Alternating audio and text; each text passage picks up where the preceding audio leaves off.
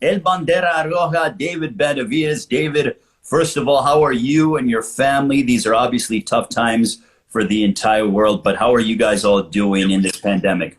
We're doing very well, Thank God we made it to the Mohegan Sun. We've taken a couple COVID tests back at home in Seattle. Everything came back negative, so everything is really good. So we're just trying to make it until Saturday. It's a little bit different here, man. Usually we get to the hotel, we go for a run, we go for a training session, but we've been quarantined since we got here. So we kind of had to work with what we have. We had a little training session in the room earlier, so we're just going to be here until then. Just make it until the fight till Saturday.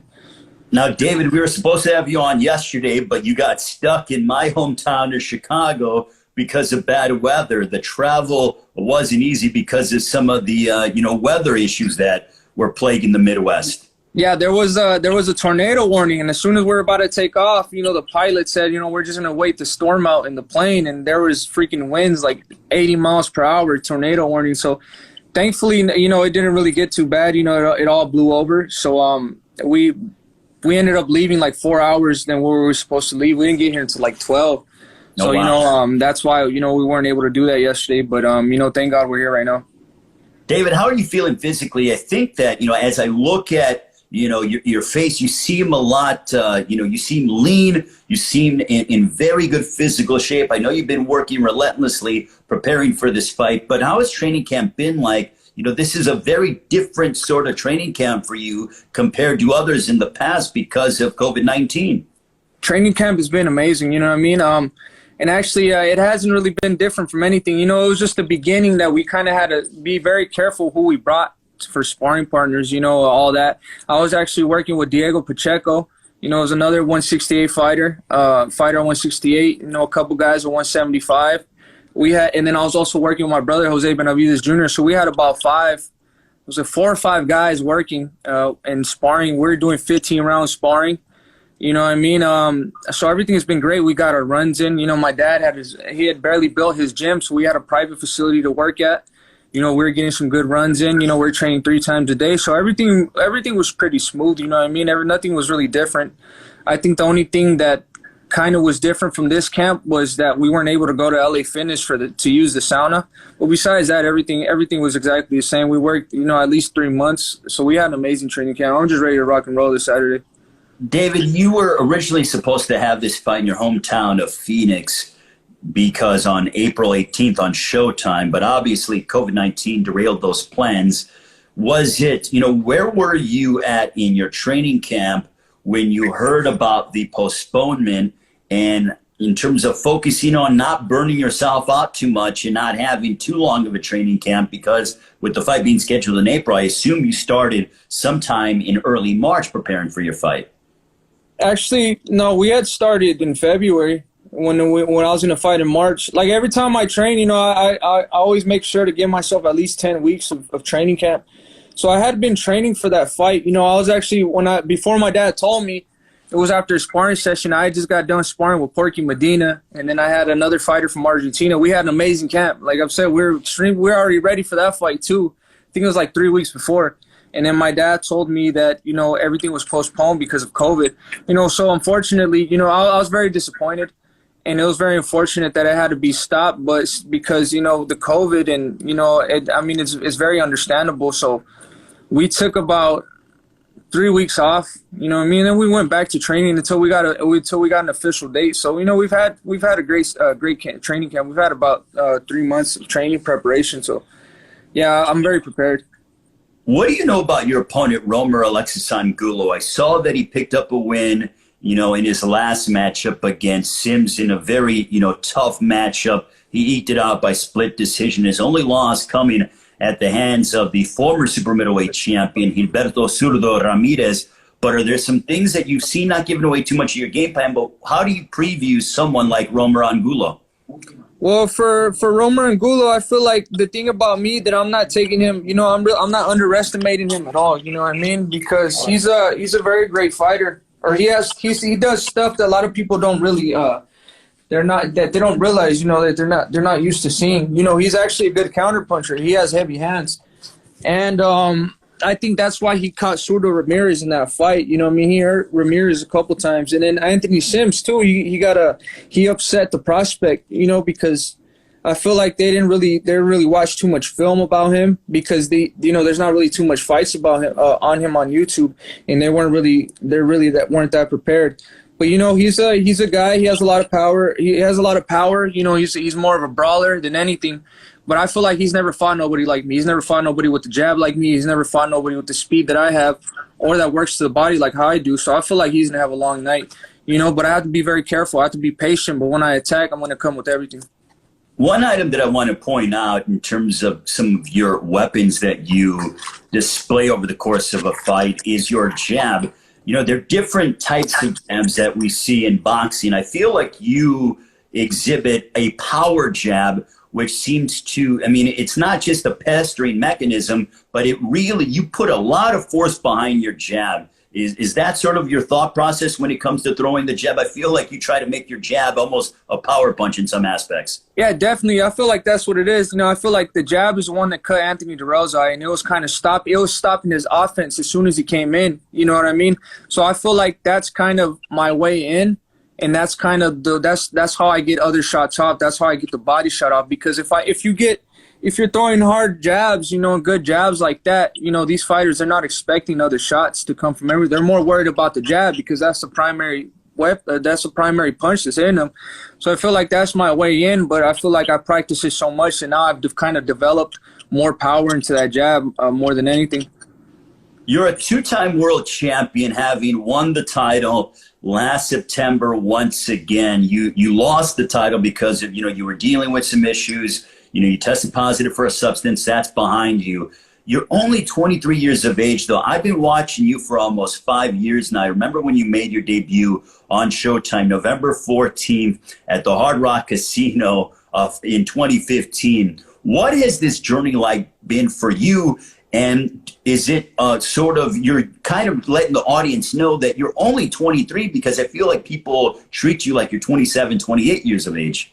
And, you know, that's kind of how I feel like sometimes, man. I was just thinking about the other day, you know, I've been professional almost 8 years. You know, I'm about to be 24 this year. I'm about to go on my 9th year next year. So it's definitely been a ride. It's definitely been an experience. I feel like these past 5 years, I've been getting some good competition in there, and I've been, you know, putting them all of them away. I've been hurting most of them, you know what I mean? So I feel like I'm definitely in the position where I want to be. I'm a champion right now, and I feel like my next step is fighting other champions and fighting the best out of the best. You know, I just want to get in there, you know, with other champions, you know, and maybe after this fight we could get a unification with Caleb Plant, you know, maybe Callum Smith, Billy Joe Sanders, and maybe the next 2 years Canelo, you know. So my goal right now is fighting. After this fight, I'm trying to get one of these bigger champions in there.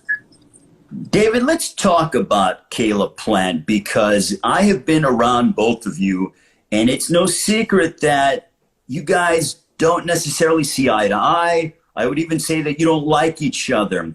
Can you tell us from your perspective, where does this beef stem from between you two? Or is it just because you're both world champions, you're both alpha males, you both want to prove you're the best in the world? Where does the beef stem from? You know, I definitely don't like him. You know, like that's not a secret. You know, he said a lot of stuff about me. I said a lot of stuff about him, but I think the main part about it is that, like how you said, we're both, you know, alpha males. We're both champions in the division. You know, I don't like when somebody says they're going to beat me. I'm pretty sure he says he feels the same way. You know, but it's just I feel like this is the fight, you know, the boxing world needs right now. Two people that don't like each other, they literally hate each other. It's a great fight. You know what I mean? So this is what the super middleweight division needs, you know, and this is what the people need. You know, it's going to be an amazing fight once we get it done. You know, I feel like at the end of the day, who has the most heart in that fight, you know, and that fight it's not going to go to the decision. I promise you that. David, can you tell us about you know, is there any one situation that led to where you guys didn't like each other? I've heard reports that there was a situation where he went into the gym or you came into the gym and there was words thrown around. Do you remember that situation, or can you point to one particular instance? Well, I mean, it's just his mouth is what makes every instant, you know, always what makes everything. You know, he just talks too much. You know, he talks too much.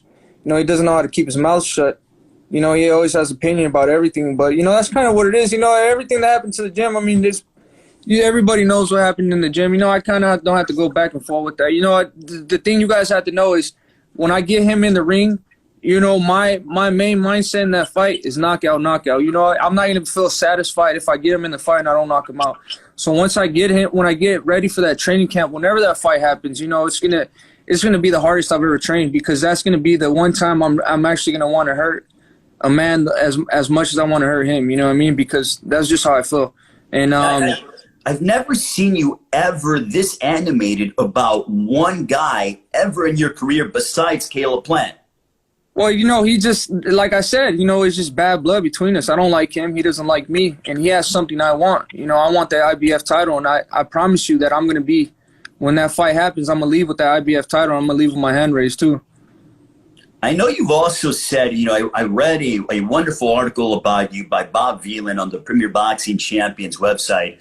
And you went ahead and said that you believe that compared to most in the division that are champions, that your level of opposition is better than most of them, including Caleb Plant. You know, is it because you've been fighting and you've been moved along a little bit quicker than other fighters at this age? Well, you just go on BoxRec and look at the type of opposition I've had, you know, and look at his. You know, the things about us that we're so far apart in age. You know, I'm barely 23 years old, and I've been fighting some great fighters since I was 18 years old. You know, I feel like a lot of people didn't think I was going to be here, and I feel like, you know, sometimes they put these hard fighters in me because they didn't think I was going to get past them. You know, I've got past these guys. I've not only knocked most of them out, you know, I've hurt all of them, basically. So I feel like that's kind of what sets me apart from everybody. We both fought Porky Medina. You know, I fought Porky Medina after he fought James DeGale. So he was extremely motivated after he fought DeGale. A lot of people thought he beat DeGale. You know what I mean? So he didn't think I was going to go in there and knock him out. I went in there and knocked him out. What did Caleb Plant do? He didn't do nothing. You know, he danced around the ring for 12 rounds. That's about it. He didn't hurt him not once. You know what I mean? So I feel like I'm just this experience I'm getting. You know, nobody stopped Anthony Dirrell. I stopped Anthony Dirrell. People could say it's because of the cut. No, if you see those last 2 rounds, he was running for his life. You know what I mean? If that cut saved him from getting knocked out. I was this close to knocking him out. You know, the body work, everything was coming into play in the 9th round. So if it wasn't for the cut, I would have stopped him. You know, I would have stopped him in another way. So, you know, I'm doing stuff that other fighters haven't done. Not even Badu Jack could stop Anthony Dirrell. You know, I mean, Anthony Dirrell is a top. You know, he has so much experience in that weight division that it's crazy. You know what I mean? And I feel like I'm just doing what I'm supposed to do. You know, I'm beating the fighters I'm supposed to beat, and, you know, I'm looking great doing it.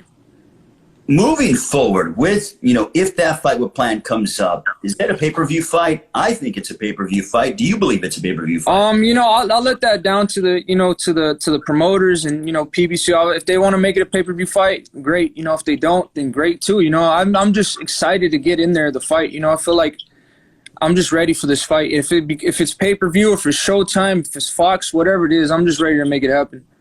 David, when I watch you fight, I want to go back a couple of instances, a couple of fights in the past. One, when you knocked out Porky Medina, which I was fortunate enough to be on the call with.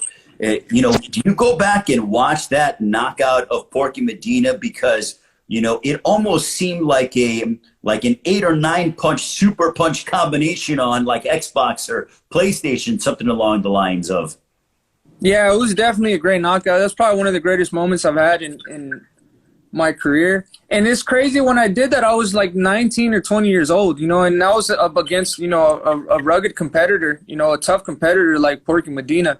So I feel like, you know, I still have a lot of those moments left in my career. You know what I mean? It's just, I'm still young and I'm still here. You know, I work extremely hard. So I feel like once I reach a better level of opposition, you know, the best comes out of me. You know what I mean? So I'm just looking forward. I want to fight the best of the best, so the best of me could come out. Well, one guy who feels that you have been destined to be the best for a long time, and I remember before you stepped on the scale prior to your Showtime debut, your promoter, Samson Lukowicz, aside from your father, Samson Lukowicz has, you know, he told me, he goes, I have the next world champion.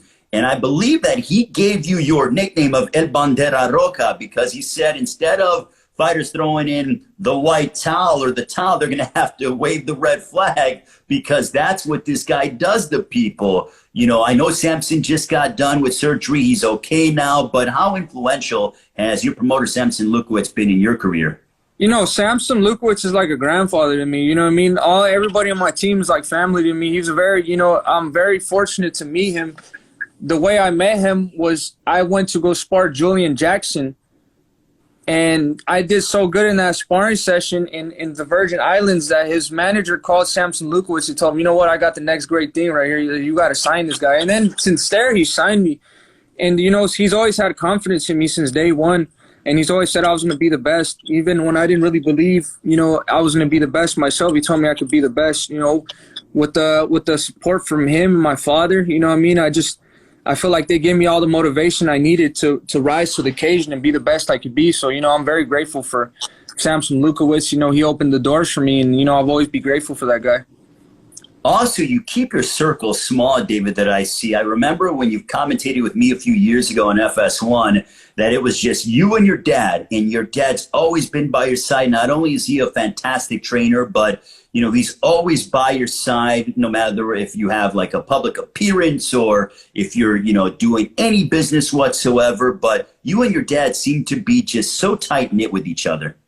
Yeah, you know, I feel like I wouldn't feel right if my dad wasn't there with me, you know, for anything, because, you know, I feel like we came in this journey and experience together, you know what I mean? So I feel like anything I have to do in boxing, he has to be there right there with me, you know, and he takes his time. Anytime, anything I need, you know, he's always there for me. So I'm very, you know, I'm very grateful to have a father and a trainer like how my dad is, you know what I mean? He's always there for me, and he always has been since day one.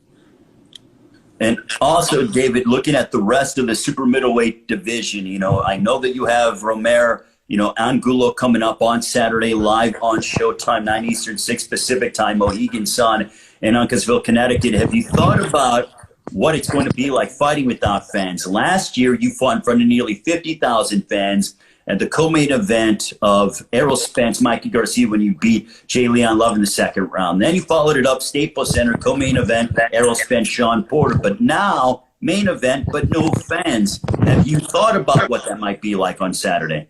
It's going to be very different, you know what I mean? Because I get a lot of my energy from the fans. But, you know, right now I just got to be grateful we're getting fights in. You know what I mean? It's almost been a year since I fought. It was September 28th, last time I fought. So I just got to be grateful we're fighting. We're getting any type of fights in. You know, this is very different times, not just for me, you know, for everybody, not just athletes, the world. So, you know, now, but we just have to, you know, stay grateful. And so the main thing that's more important to me than anything is the people's safety. You know what I mean? So I wouldn't feel right if somebody goes to the fights that I'm a part of and somebody gets infected and it passes it to everybody, you know what I mean? Because it could be passed very easy through events like that. So right now what matters most is people's safety. So, you know, that everybody has to make a few sacrifices. Let's also look at, you know, other people within the super middleweight division, not just Caleb Plant. I've seen your name get thrown out for a possible opponent against Canelo Alvarez. Was there any legitimacy towards, you know, an offer being presented, you putting your name in the running? Was that mere internet speculation from reporters? What happened there?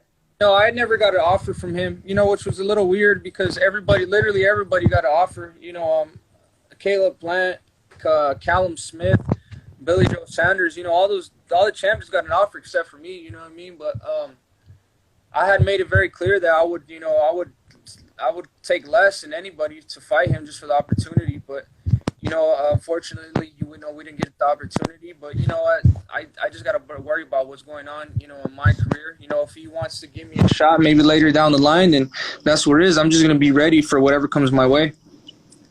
Just wanted to make sure and clarify because, you know, we see different reports and everything else. So want to get it from you yourself. And I know that you've also made overtures that you're not shying away from anybody at 168, Callum Smith included as well. Yeah, he's a great fighter. You know, I feel like now I've got to the point in my career where I just want to take the best fighters, you know what I mean? A lot of the guys I looked up to when I was younger, when they were 24 years old, they were fighting guys in their prime. They were fighting other champions. They were unified champions. Marco Antonio Barrera, Prince Nassim Hamed, Oscar De La Hoya, Floyd Mayweather Jr., all these dudes were taking chances, you know what I mean? Sometimes the fight's 50-50, but the guy who comes out, the winner is going to be the best. And, everybody doesn't have a choice but to respect them, you know what I mean? And I kind of want to gain my respect that way. I want to gain my respect for the fans and the people from boxing. By the time I'm done and by the time I fight everybody, they're going to have no option but to say that Dave Benavidez is the best. How much do you want to become the next big box office star that is Mexican-American? We have seen boxing, we saw in the late 80s, early 90s, Chavez do his thing. Then De La Hoya took that mantle. But, how much do you want to be that next big Mexican prize fighting star? To be honest, I just want to be the best boxer of my generation. I want to be the best super middleweight and the best light heavyweight of my generation. That's the main goal right now. You know what I mean? I feel like if I do my job and I give these exciting fights, then that all that fame and all the money's gonna come and so on. But what I'm more focused on doing right now is winning all these titles and beating the best of the best, and that's my main focus right now. Your girlfriend is expecting next month. You are going to be a father. What has that done anything to your approach in regards to training, your approach potentially inside the ring on Saturday? I know you're very happy. Congratulations to you and your family. But what is that like, knowing that you're going to become a father in about a month's time? I'm very excited, man. Actually, it's going to be in 2 weeks. In 2 weeks when I get back from the fight, and 3 weeks from now. But, I'm very excited. I was already extremely motivated before my baby's coming. Now I just, I'm doing this all for my baby. I'm very motivated. Hopefully when he gets older, I can put him in boxing because he's going to be a boy. So maybe I could train him when he's 2 years old, 3 years old, and we could follow the same path that I followed. But, I'm very excited, very motivated too. David, when I watch you fight, you're very cerebral. And what I mean by that is that I feel like as a fight moves on and you start to open up more and the fight gets a little bit, tougher physically, that you thrive on that. You enjoy getting in there and mixing it up and delivering big power shots. Is that the case with you? Definitely. I feel like I become a better fighter once the second half of the fight comes in. You know what I mean? The first half of the fight, we're just going in there, seeing what works best. And then, when the second wind kicks in, I feel like that's when I take off. That's what happened in the Anthony Durrell fight. That's what happened in the Porky Medina fight. So I feel like, I just enjoy being in there. I spar so much. I have so much rounds of sparring in me that I know how to work the first half and I know how to work out of the second half. I never really run out of gas in the fight. So, it's just, I love everything about boxing, man. I love everything about these professional fights. I love everything about hurting people. You know what I mean? It's a fun thing. And I love the way the people, react to my fights, because at the end of the day, I give some crowd pleasing fights. Well, and this hasn't come easy for you. People look at you, 23 years of age, two-time world champion. They see that, you obviously have, nice jewelry. You have a very good sense of style. I actually mentioned on the radio show that I enjoy your sense of style. But, you were sparring as a young kid, 14, 15 years old, against some big names. For those who don't know your background in terms of who you sparred with as a teenager, let the audience know who you were in the ring with. Well, from when I was 13 or 14, I was just sparring, older men, heavier men, grown men, and I was hurting those guys. And then after that kind of got old. So when I turned 15, I went to go spar Kelly Pavlik. And that was just another level of, that was another level of sparring with somebody somebody with such power like that. You're kind of in there cautious, so you have to think you're at the best of your game because you're sparring a guy that's, is an amazing fighter. So I started off sparring with him, and then I sparred Latif Coyote, Kid Chocolate. This is all when I'm 15 years old.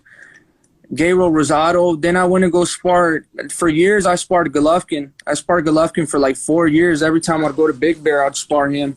And I sparred Zurdo Ramirez. There was just so much guys. I actually sparred Anthony Sims too, Julio Cesar Chavez Jr. So I was just, that's how I didn't have an amateur background, but I feel like that's how I got a lot of my experience with sparring these great these great champions, you know what I mean? Because all these fighters I sparred were at different levels. And every time we'd spar, we'd get in such intense sparring sessions that it was kind of like fights, you know, they were like real fights, but with headgears on, because I was trying to knock them out, they're trying to knock me out, you know, I feel like, but I got the best out of most of them, you know what I mean? If not more, I got probably all of them, you know what I mean? But it was some great sparring sessions, some great learning sessions, you know, and everybody I sparred with, you know, I always had respect for them. They respected me. So, you know, that's how I learned a lot, you know what I mean? But I've been doing that since I was 15 years old, you know what I mean? So it's a lot of experience I gained from that, you know. And David, you're 23 years of age, two-time world champion. You're a tall fighter for 168 pounds. Is it becoming easier? Is it becoming more difficult to make the weight? How much longer do you see yourself fighting here in the super middleweight division? Because you did mention light heavyweight a few moments ago. Well, you know, I want to stay in super middleweight until I get all these fights happening. You know, making weight is never easy. You know what I mean? But it's just something we got to deal with. You know, I feel like if you rehydrate, you know what you're doing, you rehydrate good enough, you know, after the fight, then everything's going to be okay. But cutting weight is never easy. Ask any fighter. Cutting weight's not easy, you know what I mean? There's just something. It's also, too, with experience. With experience, you learn what to eat, you know what's good for your body. You know how fast your body sweats, or, you know, how fast it doesn't sweat. You know, the type of stuff you got to eat. You know, for the last week for me, you know, we eat a little bit less and we do the whole camp and we drink a little bit less water. So that's just how it has to be. I'm a bigger guy, so that's what it always has to be. But, you know, I feel like we make 168 pretty comfortably now. So until I really can't make weight no more, I'm going to stay at this weight class. David, what's your prediction on Saturday when you take on Roamer Angulo live on Showtime, 9 Eastern, 6 Pacific time? You're defending your super middleweight championship of the world. You know, my game plan is always going in there and knock these guys out, or at least hurt them, you know what I mean? But if I don't get the knockout, you know, it's going to be a great fight from round 1 to round 12. I'm definitely going to hurt this guy a couple times. You know, it's going to be a great fight, great competitive fight. So I advise everybody to tune in on Saturday night. And, you know, it's not only me that's fighting. What's his name? Rolly's fighting. He's one of my good friends. You know, I was actually very happy to see him. He's a great knockout artist himself. You know, he's going up against a world title. So that, you know, that's going to be a great fight on its own. That could honestly be a main event too. And then also you got the heavyweights, you know, opening the card up. You know, it's going to be a full packed card, you know what I mean? So everybody has to watch this fight card, because it's going to be an amazing night all night. David, the way you're handling television, I feel like you need to join me once again in the broadcast booth. That was a heck of a promo. Yeah, I was thinking about that too, because every time I'd go, you know, do the podcast or do the broadcast with you, it was always a great time, man. Like, everybody from PBC has always treated me like family. Even you, man, you've always motivated me. Every time I watch my fights and you're on the mic, you know what I mean? It always motivates me and brings me back to good memories, you know what I mean? So, like, I appreciate all of you, everybody from Premier Boxing Champions, everybody, Samson Lukowicz, you know, Al Heyman, Luis de Cubas, you know, I appreciate all you guys, man. I want to ask you one more question. What message do you have for the rest of the super middleweight division? Because you know all the champions are going to be watching this right now. What do you want to tell all of them? I just want to tell them, all of them, to get ready. You know what I mean? Let's all come to agreement. There can be 4 champions undefeated at 168. You know, we all got to fight each other one day. You know what I mean? And may the best man win. I feel like I'm the best out of all of them. So, you know, if anybody wants to come prove me wrong, then come send me an offer, come send me a deal. We'll get it. We'll get the fight made. You know what I mean? It has to happen. You know what I mean? One of us has to fight each other. And I feel like I just said, the best man is going to walk away. And I feel like the best man is going to be me. And I'm going to have all the titles. If you handle business early on Saturday, is there a possibility? Would you like to have another fight before the end of the year? Or do you want to enjoy being a father and then table that towards 2021? You know, definitely. I want to get in there as soon as possible. You know, I'm always going to be a father, you know, because I made my training camps in my home in Washington. So I'm always going to be there for my son. You know what I mean? So, well, my main job right now is I got to make this money to pay for the house. You know what I mean? I got to buy a couple houses. I got to buy a couple cars. So that's my main focus right now, taking care of my family. You know what I mean? And my job is a professional boxer. This is the only thing I do. So if I could get a fight if everything goes good, I get a fight by the end of December or January, then that's what it's going to be. I'm trying to get in there as much as possible. David, any final closing comments for the rest of the public out there as we continue to deal with COVID-19, this worldwide pandemic, but thankfully we'll all be at home watching you perform live on Showtime this Saturday night. You know, I want to tell everybody it's unfortunate, all my people in Phoenix that couldn't see me fight live, or anybody that could see me fight live. You know, it's very unfortunate, but, you know, I'll promise you to give you guys a great fight. So, you know, get the barbecue ready, get the beer ready. You know, Saturday's gonna be a great night of boxing, and I'm going to give you guys a great show. Thank all of you. Thanks so much, David. Greatly appreciate it. Good luck on Saturday. Congratulations on becoming a new father. Very happy for you and your entire family. Thank you, brother. Appreciate it.